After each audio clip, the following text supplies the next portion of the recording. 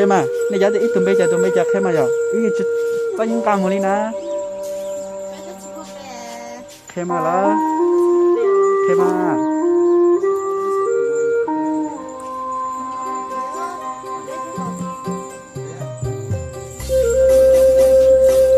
này bữa lên muốn mua sao đó ai thêm bên mà cho rồi chúng tôi có phải mua sao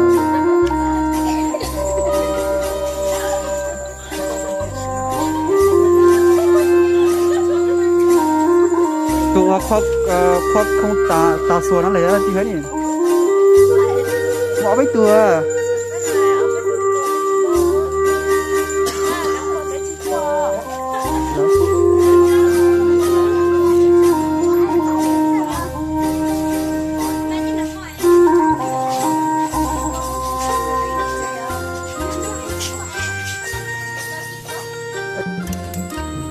ลงตัวเช็ดตัว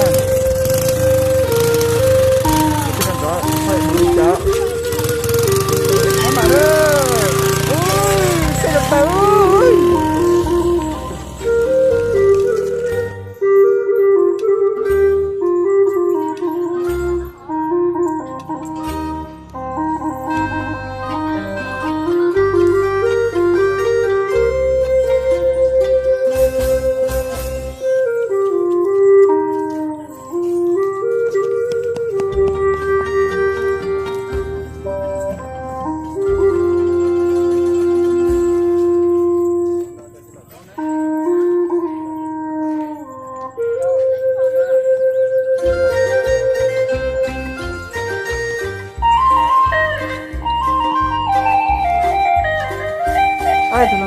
có máy con đây chứ anh không vậy thế mà nó thế bút bút bao giờ nó có bắt được xua của xe của Facebook chứ hồi lấy tôi đi là gì hết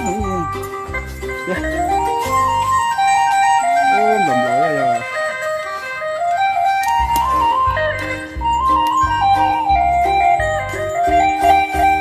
cú lá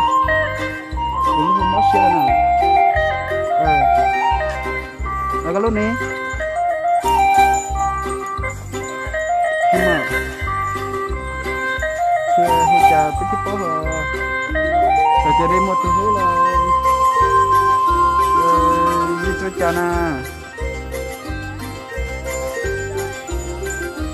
đâu nói gì hả chơi cứ mông cao là tao lấy tôi tao cái kem bả xưa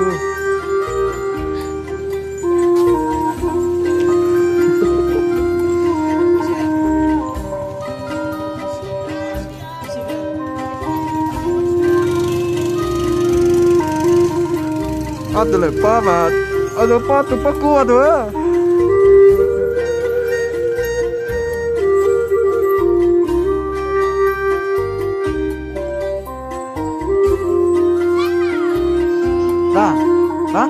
Cái khẩu trang à?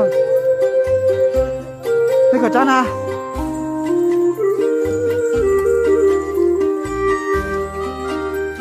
Cái khẩu trang thì còn lon nhé, cái khẩu trang, cái khẩu trang. Nghe lót ta ní.